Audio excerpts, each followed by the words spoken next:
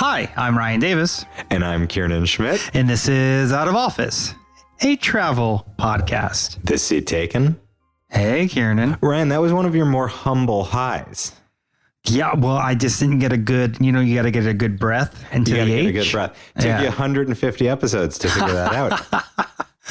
Oh, congratulations, a big 150. I want to talk about this a little bit. Well, because of the reoccurring episode, the That's return right. trips. There was a handful when we added a big bunch of people last summer, I think, primarily. When we were being featured on Apple, we were hitting every week with an episode number, but really some of those were repeats where we recorded a new top. Now, does that count as an episode proper? I think it does. All right, good enough. Congratulations. Yeah. Because we recontextualized it and we spent a lot of time on those opening. Absolutely. Do them in one take most of the time. Very impressive. So that we wouldn't have to pay the editor. One take Davis is what they call me. Well, happy 150, Ryan. They said we'd never make it. No, 150 is quite an achievement. Another 150 and we're going to get Rick Steves back. Now, you and I had discussed how do we make 150 special, and I do want to say I did not bother Mr. Steves this time around. I don't think every 50 deserves the same attention. I will, however, approach for the big number 200. Yeah, 150 doesn't feel like as much. It's like when you start getting older and it's like, 45. Is that really a birthday? I wouldn't know. I mean, what are you up to? 55, 60, I think? No. Like for 40, I did a big thing. For 41, not so much. So 150... Not a huge milestone. But we see 200. We're Sisyphus. We're like at the top. I'm sorry. Tell me the story of Sisyphus. He got to the top. Well, no, maybe he didn't get to the top, but we can see 200. It's right there. We just keep rolling this rock up the hill. And then what happens? And maybe we change the whole story. We make it. Oh, we're reinventing Sisyphus. All right.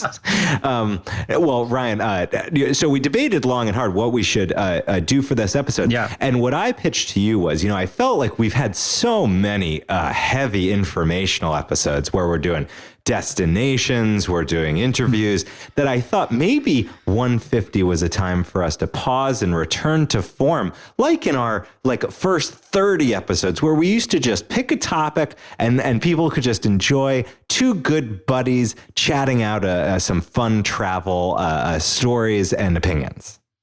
Yeah, well, that is us. We are returning to form. We're returning to how to pack a suitcase that hits. Oh, stellar. And how to get a passport. We never did how to get a passport. What we did was far worse. What we did was we went through the passport, commenting on each page, the pictures and the quotes that were in the passport. I still think, I don't know any other podcast that has done that exercise. We could have made that a several part series. I believe, didn't we do 2? I'm pretty sure we did 2 episodes on that. Well, that's where we coined the term big boy. For the extra page for the big passport. Boy, right, for the big boy passport. Oh, you want a big boy passport? Yeah, I got a big boy. You must be with all the Spanish speaking countries you've been to lately. When I came back in through customs this time around in the U.S., the woman said to me, like, "You go to Mexico City a lot." It wasn't a question; it was just like a statement. And I was like, "Yes." It sounds like there was some judgment behind it. It was a little bit of judgment, yeah. And did she comment on the big boy? She did not. She just stamped the passport and, that was it. And I understand you've passed a recent milestone, too, where you've been really sticking with Duolingo. I did. I did 200. I just crossed my 200th day. I'm on 202 now. All right. Can you tell us that whole sentence? Just say that in Spanish. Yo tengo. I have. Dos cien. 200. Dias. I have 200. And Ryan's done. Dias in Duolingo. Dias in Duolingo. All right. Yeah, I'll give it to you. But man, it's working. It's working wonders. Okay, so this is a major story worthy of 150 because I think I'd shared with you, I discovered actually when I went to Richmond with you that during the pandemic, I had let my global entry lapse, which is such a nightmare. And so that meant that my 1-year-old and my 3-year-old, Penelope and Charlie, both have global entry and I don't. And Catherine, my wife, also has global entry and I didn't. So all I foresaw was we were going to be going onto a plane. They would all get TSA pre. And of course, I would be stuck in sort of the Ryan Davis line with the long line at the airport, the regular. I don't mind being with the people. You know, it connects us to our fan base. I still think it's very strange that you don't have global entry. Now I just don't have global entry just so I can shock people with that fact. But like, why? What is the point? I don't like paperwork. You know, it seems like you don't like paperwork. It takes like 20 minutes. Well, that doesn't sound also, bad. like, it would save you so much time. You would put in, okay, realistically, it takes 45 minutes, and then you have to do an interview. So let's say it takes you 3.5 hours, 4 hours. Let's say 4 hours to get global entry, okay, of your time being put into it. It would save you that easily in 6 months for the amount of time you spend in immigration lines. I was very nervous. We went to South Carolina with the kids. It turned out none of us got TSA pre anyway. And so I had been putting it off because I had read all of these horror stories online about how when you let it lapse, you start all the way at the back of the line. And, you know, there's these like record numbers of people applying for their passports now. And I was like gearing up for 2 years of waiting for this thing. Okay. And amazingly, finally one night when I was putting off like doing other tasks that I didn't want to do, I filled out the whole application. I reapplied. I didn't have to do the interview. They approved it within 2 weeks. I got a card to my house, approved, and I'm on my way. I've got my traveler number back, and I've got global entry, and it was totally painless. Well, that's good to hear. I'm very happy. It was amazing. I think what's happening is that the system's under such stress with so many applications that if you've gone through it before, you must just get like a glance and then an automatic approval. Right. That makes sense. What was very interesting, and I would call out for any listeners who need to invest in global entry, is that they actually have another expedite system going on that they recommended for me, which is if you don't have an urgent need for an international trip, so say you're not going in the next 2 or 3 months, they'll give you a provisional global entry where they interview you at immigration on your way back into the country. So you don't have to go to the trouble of scheduling an interview, which is very, very hard to do because there are so few interview slots.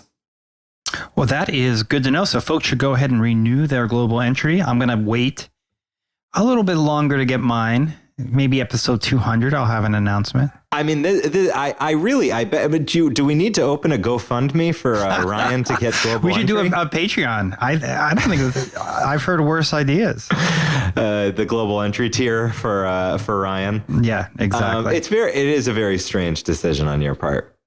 Well, I don't mind. I love lines. That's one of my things. So, do you love lines? Well, I love airports. Okay, so that now we're getting into the meat of the episode. Yeah. So we should prepare for takeoff because what I pitched you for our topic today, for our feel good, just Ryan and Kieran hangout like days of yore, is we're going to talk about what goes into a good airport. What's a good airport design? If we had to design an airport from scratch, how would we design it? And what are our personal feelings and experiences in airports around the world? So, Ryan, with that, I'm going to get my global entry and I'll see you when you get through the regular line in a couple hours. But I think it's time to take off. Tell the cabin crew. Flight attendants, prepare for takeoff, please. All right, Ryan, now you mentioned that you like airports. Is that true, though? Like, do you genuinely like the experience of going to an airport, waiting at an airport, and milling about? I enjoy, like, I find airports to be sort of like a weird third place. It's a liminal space. Yeah. Sure. And so there's something about it that I find very relaxing. And I can get a lot of work done or reading done at an airport and on an airplane. And, I spent a lot of time in airports. And so I I just get them, you know. I feel like George Clooney a bit and up in the air when I'm there. I'm way cooler in my mind than I'm sure I am. Okay, that character definitely had global entry. All right. Oh yeah, totally. So yeah, I do like airports, and I don't like a couple of the aspects. Before you check your bag and like before you go through security part, I don't like that. But once you're through security, I think it's just like, it's like a magical place to be. So I disagree on almost every point that you just said. I find them to be incredibly stressful.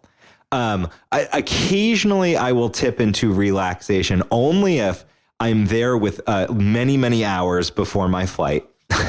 So like I'm through security and I know there's nothing I can do. So I can go get a coffee or I can go to a restaurant and then I can do the relaxation reading things. But even then, my phone is clutched in my hand because I'm afraid I'm going to get a notification that the flight's been delayed or it's going to be, tomorrow. And I hate the feeling of utter powerlessness. Once you get past that security line, you have no control over your life. Have you ever been in a situation where you knew you were going to miss your flight and you're waiting in line at security and you just let it go? Yes. Just one time, I've never missed a flight, but one time Catherine and I were going to Myanmar. And that's not a flight you want to miss. Trust me. I know. No, this wasn't like hopping down to Richmond, Virginia. Right. No, we left with hours and hours to spare. Okay. And we were living in Hell's Kitchen. We took the subway, and I believe it was a weekend. So the subway is even less reliable on weekends. And we were heading to JFK. And JFK, we were heading to probably JFK. Yeah, I think we were heading to JFK, which is a far cry out. Yeah, and we had budgeted tons and tons of times, but not $45 for the cab.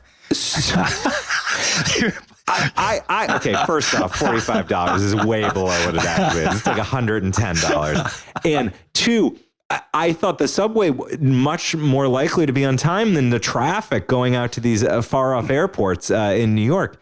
And so we get in the subway and it stops dead cold and does not move for well over an hour. And I was sweating so profusely.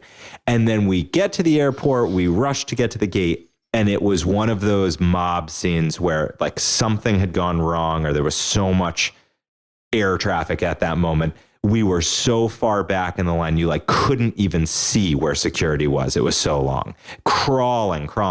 And it was the one and only time I've ever had to grab an airport personnel and said, we are absolutely missing our flight unless you rush me to the front of this line. And every dirty look, all the worst and people did stuff. it.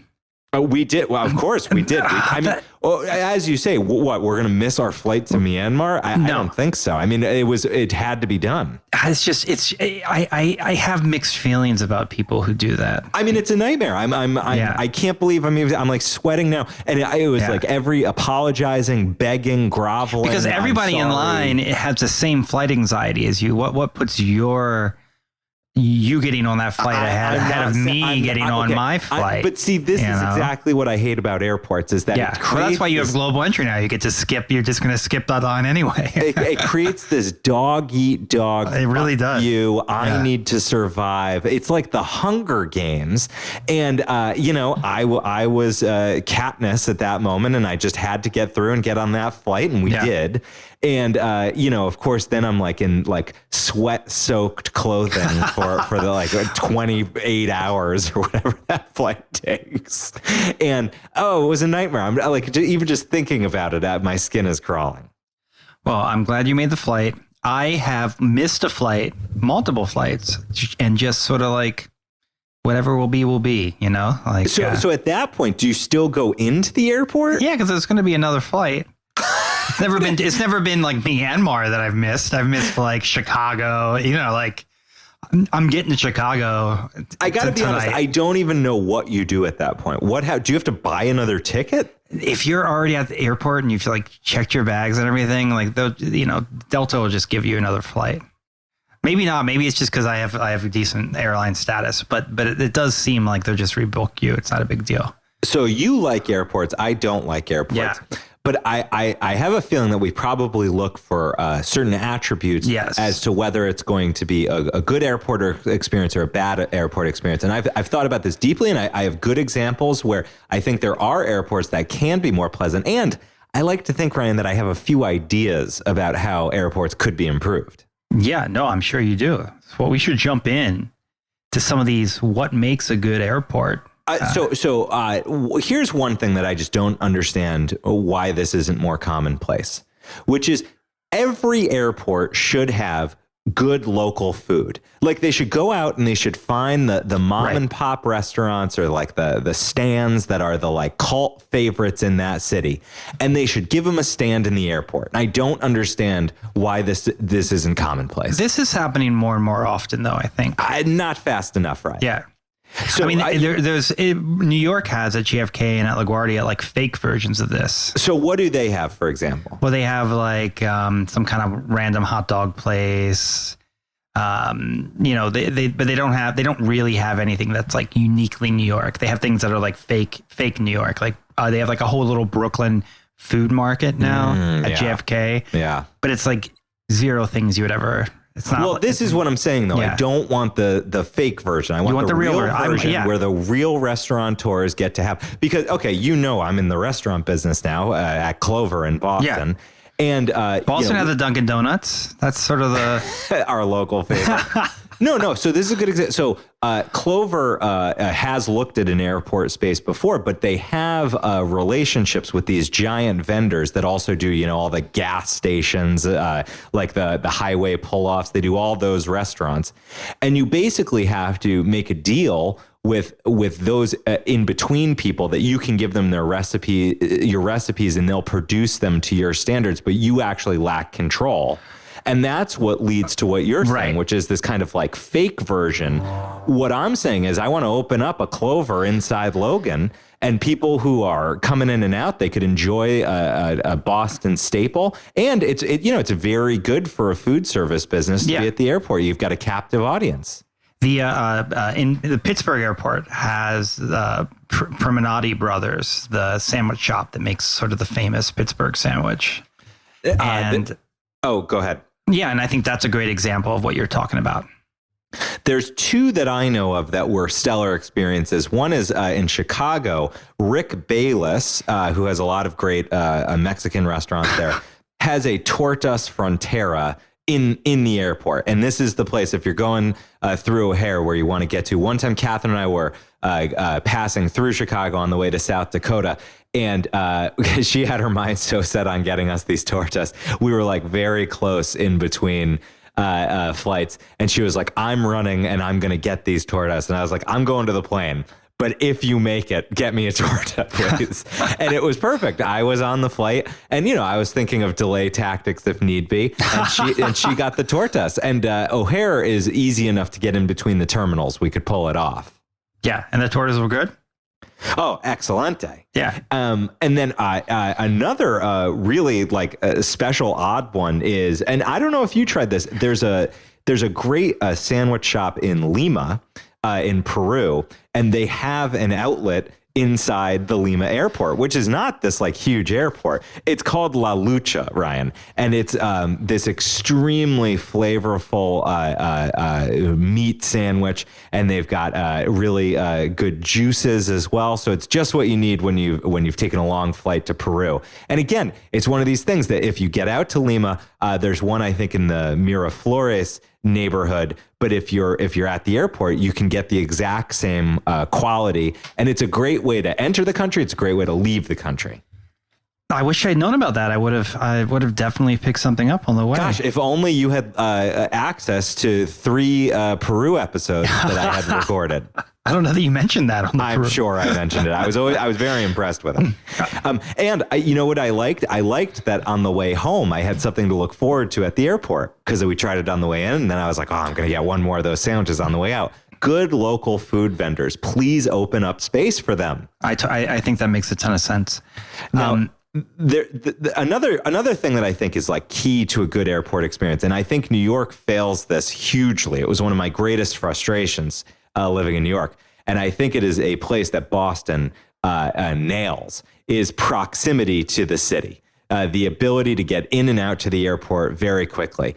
In Boston, you'd have to be pretty far into like the far reaches of Dorchester to not be able to get out to Logan in about 25 minutes. Yeah. Well, when the airport's that small, you can put it anywhere. Oh, it's not that small. That's total BS. I think it's only prop planes out of Logan, right? Well, listen, I'm going to talk about small airports and the wonderful things about them, but no. I mean, I can fly almost anywhere I want to or need to out of Logan, and it's so much easier than it is. JFK, LaGuardia, it's like half a day to get to these DCA places. is a great airport in that respect. Totally you're in there like it's so crazy to me how you can land at DCA and be like at the White House in 20 minutes. But that's the same with Boston. It's amazing. And after living in New York, you realize it doesn't have to be this way. Yeah, but I don't know. The airports, New York is just is a unique monster of a city. You know, even I guess London has that little airport that's like downtown. Oh yeah, it's like Stanislaus. Yeah, I flew out of that once, and it was like flying out of a strip mall. It was very strange. Oh yes, I flew out of that one too. Oh yeah, it's so tiny, but it's cute and it's really well. It's called Stansted. Yeah. Stansted. I think Stanislaus was maybe some sort of saint. But yeah, Stansted. That's a great little airport in London. God, I haven't thought about that in a long time. But you know what? Tier 2 airports are vastly underestimated.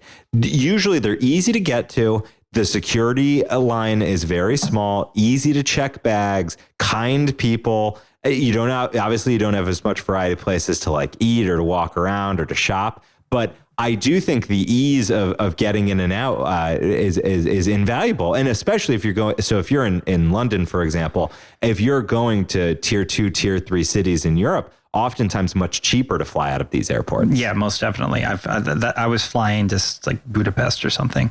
Even Heathrow, though, Heathrow is very easy to get into London, and you can do it quite cheaply on the tube. It's not quick. Heathrow is super far out from in London, actually, so it doesn't meet the proximity piece. But it does have easy access to public transportation that you can get to, and you can just like put in your earphones or get a book out and be downtown in an hour. Yeah, no, that's a good airport. Now, another thing that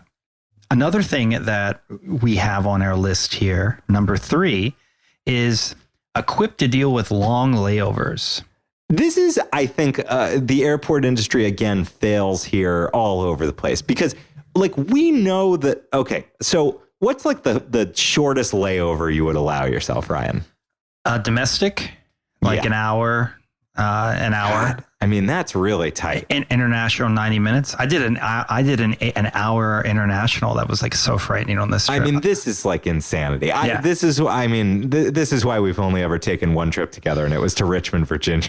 Well, I could never live on this razor's edge. I had basically an overnight in Dublin. And there's this website called Sleeping in Airports. I don't know about this, but this is right up the alley of what I want to talk about. Yeah, so you put in the airport and it tells you like where's the 24-hour McDonald's, like where are the places that are open overnight and secure. And you know, I remember I spent probably like 5 hours at this McDonald's that I had read about that I had to like kind of get to and navigate because I didn't have enough time to leave. I didn't want to spend on a hotel. I wasn't really going to get to sleep. So that is, you know, the overnight ones I've done. I've used the sleepinginairports.net, which we'll link to in the show notes. So this is, I have an international story on this, which is when I was on the way back from Bhutan, I had a 20-hour layover in New Delhi. Oof. Okay. A 20-hour layover. And that is like, it's like just long enough that it's miserable. And it's just short enough that you can't really properly go out into the city. Right. Because like by the time you get out and you get back in, and are you going to like get a hotel and are you going to attempt to sleep for 4 hours? Then you got to go through the whole rigmarole of getting back through security. And we had long and hard debate, the whole group I was with. And we just decided, you know, we're just going to plant here. We're like exhausted. We're not going to have time to see anything. And this is where I think a good airport solution to this is to have lounges that are comfortable and that you can pay into for a day. Because this way you don't have to go out and commit to a whole hotel room, but you do have kind of, as you say, like a safe, secure home within the airport. Usually you have reliable internet in that place. And some of them even have like showers now at some of the big international hubs. Well, if it depends on your credit card, right? Like if you have access to a good lounge, that is like a good option. I like pay for a couple random lounges like Priority Pass, and they max you out at 3 hours. Yes. Which is really annoying. And many are not 24 hours. Right. And many are not 24 hours. Right. Also, that Priority Pass, which I also have, it is very useful if you just have a place you need to sit for an hour. Good, especially for reliable Wi-Fi. But it is also a perk that comes with so many credit cards at this point that many times they're just completely packed. I mean, this is herein lies the dilemma of the two full lounges. But I feel for the long layover, you go, like I would say Lufthansa has amazing lounges. And again, many look into whether you can buy into the pass. Even if it's $100, you're still $100 cheaper than going out and getting a hotel. And if you're going to be stuck in an airport for 20 hours, for 10 hours, it gives you a place to rest your weary head. And unlimited bad coffee. Isn't it just, I think it's so weird that like the layovers are a part of the system, but yet there's no place to like sleep. Well, there are like more and more, these like pod things. Yeah. Yeah. I've never done a pod. I've never done a pod either.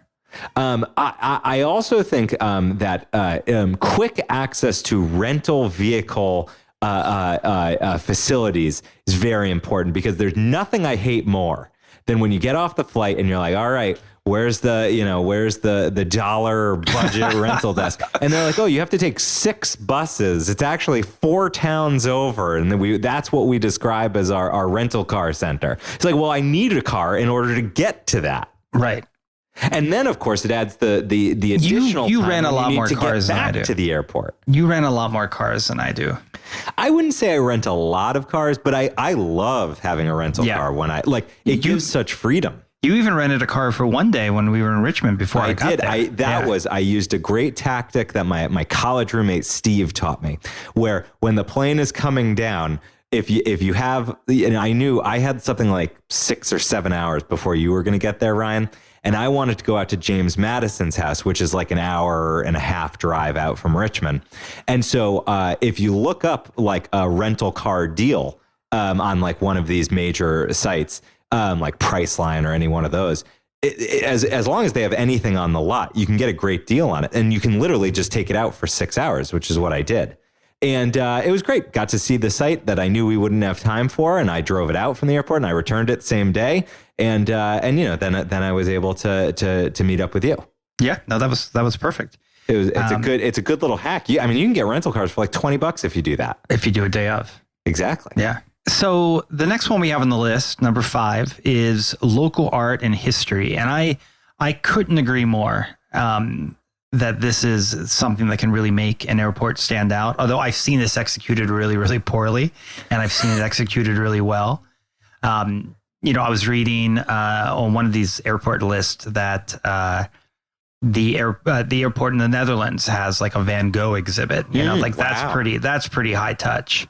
But I love local artists. This kind of gets to my point of, I don't understand why we can't bring some more entertainment amenities into airports. Like, why couldn't the Met have a gallery that is out at the airports where, part of their vast collection that's just sitting in a warehouse somewhere gets presented and gives you a place to go spend a thoughtful hour? Yeah, no, I completely agree with you about that. And I wish, I do think things like movie theaters, which apparently there are quite a few massive airports that have movie theaters, that seems like something that would really do well in an airport that had a lot of long international layovers. I think musicals could tour at airports. You could do like the junior version of Rent, the 45-minute version. Yeah. The Phantom of the Opera. You could do Phantom of the Opera. They could do like Las Vegas versions of the show where they cut it down to be under an hour, so you get back out. Yeah, into the casino. I think that's not a bad idea at all. And you could just do it on rotation.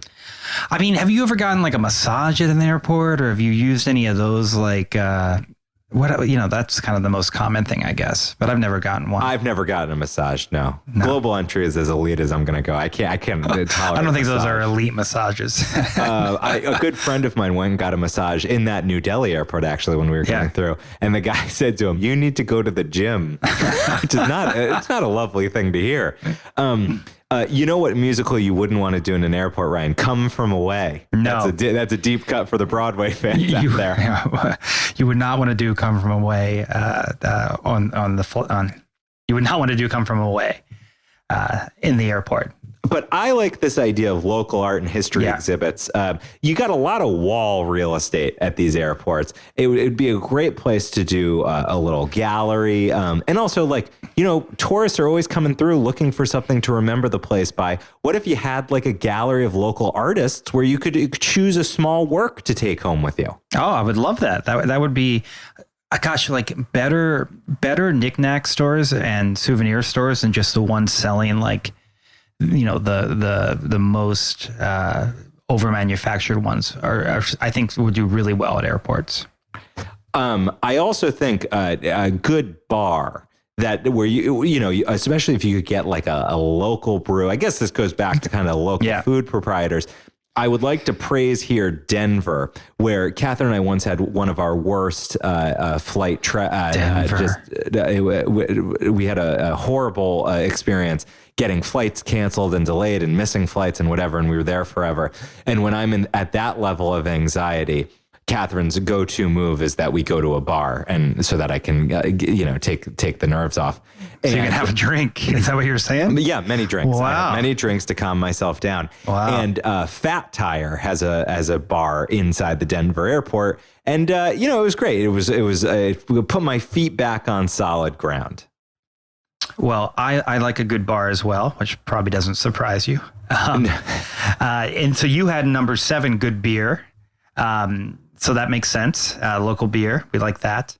Number 6, going back, because I disagree with you on this. I mean, I think outdoor areas. So you have outdoor areas and smoking areas.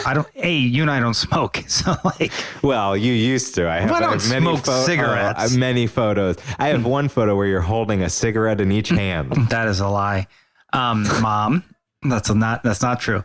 Outdoor spaces. Do you need to pause for a coughing break, Ryan? I think outdoor spaces makes a ton of sense. If you outdoor space that is past security, that lets you get a breath of fresh air would be very nice. I don't know. I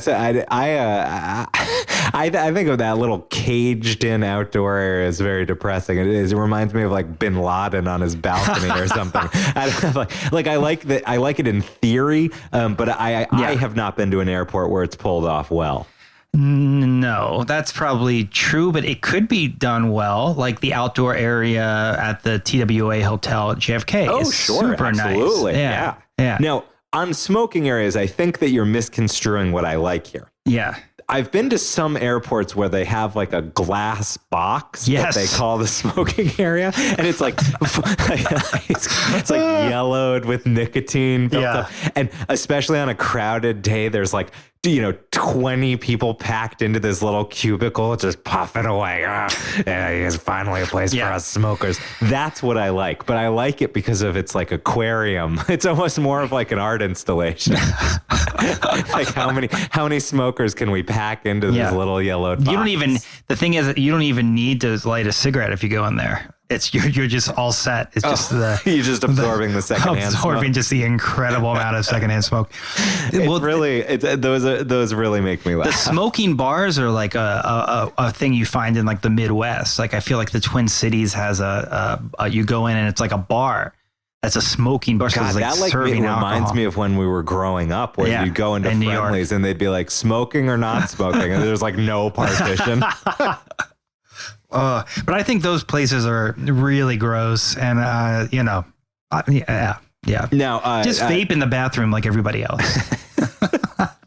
now, Ryan, number 8, I think, is pretty basic, but this is one of yours, that you want copious plugs and seats. Well, you say this is basic, but I have been in airports where you feel like they're deliberately keeping plugs from you. Yeah. or like the only plug is like by some weird bulkhead that has no seat. Right, and people are just crouched by it, like holding their hands up to their phone for warmth. So I would say plugs and seats super important. And one thing I'll add, like vending, if you're not going to have like stores, a vending machine that works is really high up there. Like when you get to some of these small airports in Latin America, there's not even like a vending machine for you to get a bottle of water. I've been in some grim situations. Yeah. It's funny, like, again, for an industry that's going to be 24/7, it's odd how many places like completely shut down after 10 p.m. in airports. In Reykjavik, I was very struck by that because, a lot of Iceland Air flights, you fly from the U.S. to Iceland and then you change and then you go to Europe. And it's completely dead. Like everything is closed if you're going in the middle of the night, which is a very common way to get to Europe. Yeah. No, in Arequipa, everything was closed at 8:00, and our flight was like at 9:30, and none of the vending machines were full, and it was just everybody was really unhappy, and everybody would have been so much happier if they could have had sugar and caffeine. Now, the final one, Ryan, that I want to talk about is I love airports that have a secret alternate way to get through security. So the one I'm thinking of is Detroit. I've spent a lot of time in Detroit for work. And if you stayed at the Westin at the airport, they had a completely separate entrance and security line that you could go through. And, you would be in from your hotel room into the gate. It'd be 5 minutes. It was incredible. I mean, that is a nice thing about staying. But how often do you stay at hotels in the airport? In the case of Detroit, it was actually a very convenient place to stay. So I would stay there with some frequency. But I like this alternative. I actually have a good friend who was emailing me that there are some airports that even have now this is too far for me, and I don't love how much this lets the rich do everything so easily. But there's a totally separate entrance for a VIP program that they do, where basically you just show up and they whisk you in, which doesn't seem totally secure to me either, by the way.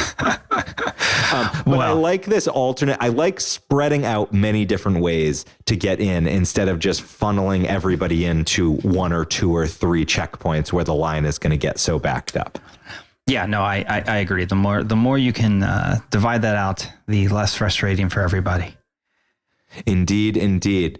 So, Ryan, this is this brings. I think this was a good rundown of our takes on airports. Seems like we agree on a lot of improvements that the industry should make, but I will say without them, I don't think I'm ever going to become an airport fan. And folks should comment. Go to the Instagram. Let us know what your favorite airports are. Your least favorite. Maybe we'll highlight that in a future episode. That's a great idea. And until then, Ryan, I think it's time now for the last stop. The last stop. Ladies and gentlemen, this is the last stop on this train. Everyone, please leave the train. Now, Ryan, this is the last segment of the show, the final segment of the show. It's my favorite segment. It's your favorite segment. It's popularly known as the People segment. And that's because it's where we come together as a community to share. Not just to share emotionally, but to share of ourselves. We give anything. It could be a memory. It could be a plan. It could be a story, a tale, a yarn. But it has to meet one particular criterion, which is it has to inspire the spirit of wanderlust within us, even during the workaday week.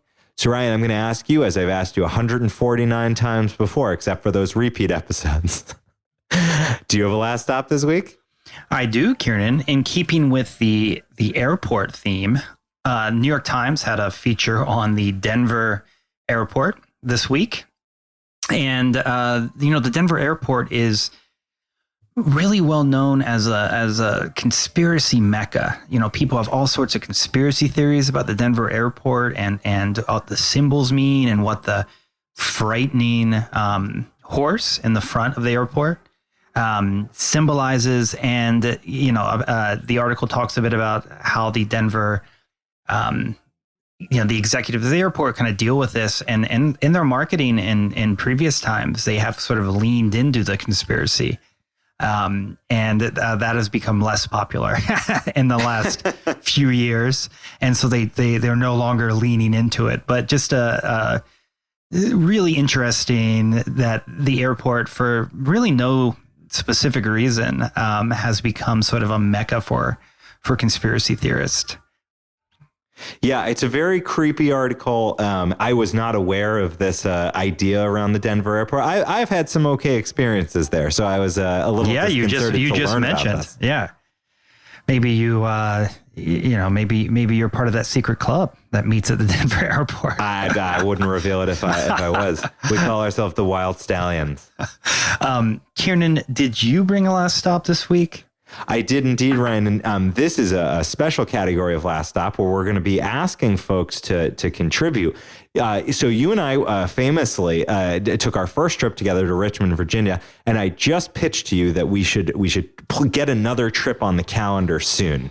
Richmond produced riches for podcast content, and I'm just anxious to spend some more time with you, my friend. So I think this is the kicking us off for where Ryan and Kiernan should take a trip together. I sense that we're probably still going to be bounded by Canada and the United States for this, just for the fact that I can only take so much time away from my children. So not Rwanda this time.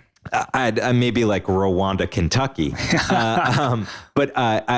Now, Ryan, what I've pitched to you is maybe we look beyond a city. Maybe we consider like a national park or something or more bucolic for this trip. Yeah, I would love to go to a national park with you. Let's do it. So folks should. For all that you've listened to me talk about national parks, Yeah. I would think that you'd be super hungry for it.